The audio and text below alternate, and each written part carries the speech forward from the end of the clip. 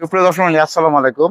আপনাদেরকে আমরা বরাবর টিএমএন ফিশারিজ পক্ষ থেকে যে আমরা বলেছিলাম রফিক স্যার প্রজেক্ট আমরা সম্পূর্ণ নিজস্ব তত্ত্বাবধান নিয়েছি এবং এই তত্ত্বাবধানের মধ্যে আমরা যে খাবার প্রোডাক্ট সবই দিচ্ছি তার মধ্যে আমাদের আজকে যাচ্ছে হচ্ছে এই যে গ্রোয়ার চলছে মাইশা মিশ্র গ্রোয়ার চলছে ফিট। আমাদের সঙ্গে রফিক স্যার আছেন, রফিক স্যার কাজ করছেন। স্যার আমাকে একটু প্লেট দিবেন যদি, তাহলে খুব ভালো হয়।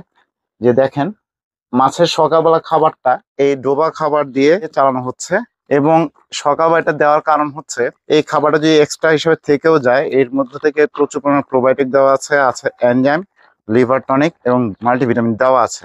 তার সঙ্গে একটা জিনিস বলে দিই, এটা যদি অতিরিক্ত হিসেবে থেকেও যায় তাহলে এটা পুকুরের প্রোবায়োটিকের পানিটা ঠিক রাখতে সহায়তা করবে। আপনার পানি কালারটা দেখতে পাচ্ছেন। স্যার এই খাবারের সঙ্গে ভিটামিন সি মিশাচ্ছেন, এর আগেও সাবুদে কিছু আমাদের মাল্টিভিটামিন মিশিয়েছেন।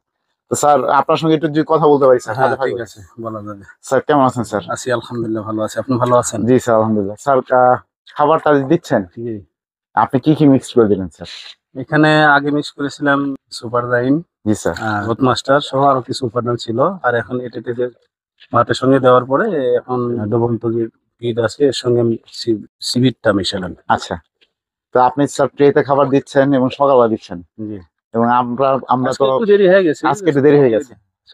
আচ্ছা স্যার, ওই আপনি যে এই খাবারটা দিচ্ছেন স্যার, এত খাবারের মধ্যে আসলে আপনার কি মনে হয় যে কার্বোহাইড্রেট মাছের জন্য এই ডোবা খাবারটা কতটুকু উপকার? আসলে তো আমরা তো ডোবা খাবারটা দিয়ে আমরা মাছ চাষ করে থাকি। আচ্ছা স্যার, এটা তো অবশ্যই উপকারী। ডোবা খাবারই তো আসল। তারপর ভাষা খাবার দেওয়া হয়। এখন হয়তো পুকুর অনুপাতে কোনোটা বেশি ভালো কাজ করে, কোনোটা ভাষাটা ভালো কাজ করে। ধন্যবাদ আমি স্যার। কিছু ডুবন্ত এবং ভাসমান দুই খাবারই কিছুদিন চালিয়েছি। তো এখানে এখন আমি চাচ্ছি যে কিছুদিন ডুবন্ত খাবারই শুধু জি স্যার। এখন ব্যবহার করব। তা এই সময় একটা জিনিস জানিয়ে দিই যে স্যার কিন্তু ডুবন্ত খাবারটা বেশি ব্যবহার করছেন, কারণ যেহেতু কার্ব জাতীয় মাছের প্রজাতি এবং মাছগুলো এখন যথেষ্ট বড় হয়ে গেছে, প্রায় 1 কেজির উপরে। এখন আমি স্যারের কাছে প্রশ্ন করবো, যেটা চাষিদের জন্য সবচেয়ে বড় তথ্য। স্যার আপনি এখন মাছের যে ওজন, সেই ওজন অনুপাতে স্যার কি পরিমাণ খাবার দিচ্ছেন স্যার? মাছের ওজন অনুপাতে এখন 100 কেজি মাছের জন্য 3 কেজি, 3 কেজি, তার মানে হচ্ছে 3 কেজি 4 কেজি যেটা 4 কেজি লাগে। এখন আমরা আর একটা জিনিস লক্ষ্য করি, যেহেতু এটা ডুবন্ত খাবার মুষ্টে আছে, জি স্যার। যদি খাবারটা আসলে সবসময় তো মাছ ওজন করে হ্যাঁ, ইয়ে করা যায় না। আমরা বুঝতে পারি স্ট্রেতে যদি খাবার থাকে জি স্যার, তাহলে বুঝতে পারি যে খাবারটা একটু কম দিতে হবে। আচ্ছা। আর যদি না থাকে অথবা চাহিদা আরো বেশি কিনা আমরা এই অনুপাতেও যদি চাহিদা থাকে তার মানে খাবারটা দুধ শেষ হলে আবার খাবার দিবেন। হ্যাঁ আর একটু বৃদ্ধি করে আর দিই একটু আমরা। বৃদ্ধি করে দিবেন। সুতরাং আপনার একটা জিনিস দেখেন, আমরা খাবার দেওয়ার পদ্ধতি সম্পর্কে একটা ভালো তথ্য নিলেন এবং আপনাদেরকে আরেকটা তথ্য দিব যেটা স্যারের মাধ্যমে বলবো, এবং যেহেতু স্যার যেহেতু অনেক অভিজ্ঞ। স্যার মানুষ যে খাবার মধ্যে শুধুমাত্র প্রোটিন খুঁজে, হ্যাঁ, এটা কি স্যার শুধু প্রোটিন খুঁজলে হবে? মাছের না, প্রোটিনের বিষয়টা যেটা হচ্ছে, আমরা অধিকাংশ চাষি মনে করি যে প্রোটিনটাই হয়তো আসল। প্রোটিনের পাশাপাশি অন্যান্য উপাদান হলে মাছের গ্রোথটা বেশি হবে। আচ্ছা স্যার। এই জিনিসটা আমাদের অনেকের জানাই নাই। আচ্ছা। যার জন্য হয়তো অনেকে ব্যবহার করে, অনেকে করে না। যারা ব্যবহার করে তারা সুফল পাচ্ছে, বেশি সুফল পাচ্ছে। যারা করে না তারা কম সুফল পাচ্ছে। আমি একটা ফিড কোম্পানির সেই ডিলার প্লাস হচ্ছে তার পুকুর আছে। জি স্যার। তো ওকে আমি জিজ্ঞাসা করেছিলাম, সে আমার ছাত্র ছিল, যে তুমি যে খাবার ইয়ে করতেছো, যে খাবারটা দিচ্ছ, এটাতে তোমার মাছের 1 কেজি মাছ ছাড়লে প্রতি মাসে কতটুকু বৃদ্ধি পাবে? মানে এফসিআরটা।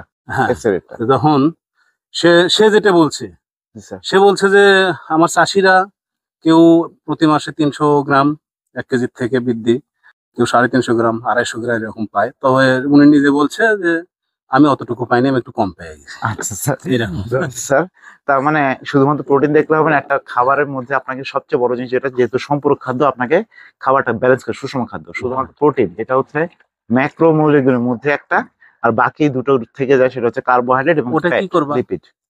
আর এছাড়াও মাইক্রোমৌলের মধ্যে থাকবে ভিটামিন, মিনারেল ঢালে নিয়ে আসলেও হবে। এবং তার সঙ্গে যেটা থাকে পানি। পানি যেহেতু এটা পানিতে থাকে, তাহলে এই পানির সঙ্গে জিনিসটা আদার্স উপাদানগুলি আমাদের যে খাবারটা, সেটার মধ্যে সবগুলি একটা সমন্বয় করে দেওয়া হয়, ব্যালেন্স করে দেওয়া হয়। সেটা ভাষা হোক ডোবা হোক, সব খাবারের মধ্যে এটা ব্যালেন্স করে দিলে মাছের জন্য সেটা সহজে গ্রহণযোগ্য হয়। তো স্যারকে অনেক ধন্যবাদ। স্যার এই কাজের মাঝখানে আমাদের সময় দিলেন। আর আপনাদেরকেও ধন্যবাদ। ইনশাল্লাহ দোয়া রাখবেন স্যার। আমরা চেষ্টা করবো যে এই যে মাছের যে খাবারটা দেওয়া হচ্ছে, একটু স্যারের কাছে শেষ উত্তরটা জানতে। স্যার বর্তমানে যে আমাদের খাবারটা, আমাদের বর্তমানে যে কাজটা চলছে, মাছের গ্রোথ কেমন পাচ্ছেন? এটা গ্রোথ তো আজকে দেখে তো মনে হচ্ছে গ্রোথ ভালো হবে। আমি আশাবাদী শীতের আগে ইনশাআল্লাহ হারভেস্ট আমরা এবং সেই রেজাল্ট পেতে আমার খুব বেশি দেরি হবে না ইনশাআল্লাহ। ইনশাআল্লাহ আপনারা আমাদের সবাই লেগে থাকবেন, আমাদের চ্যানেলে চোখ রাখুন, যে আমাদের তত্ত্বাবধানে আসলে যে কয়টা পুকুর নেওয়া হচ্ছে সেই পুকুরের রেজাল্ট গুলি, যেহেতু আমাদের নিজস্ব ইনস্ট্রাকশন, তারপর হচ্ছে আমাদের সলভেশন অ্যান্ড আমাদের যে কনসালটেন্সি, তার সঙ্গে আমার নিজস্ব প্রোডাক্ট, এবং আমরা যে ভিয়েতনাম থেকে যে প্রোডাক্টগুলো নিয়ে আসি সেগুলো আমরা এখানে দিচ্ছি। এর মাধ্যমে আমরা কতটুকু ফলাফল দিতে পারি, এটা একটা পরীক্ষামূলক রেজাল্ট আপনাকে আমরা ধারাবাহিক তুলে ধরার চেষ্টা করব।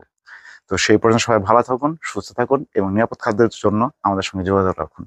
আসসালামু আলাইকুম।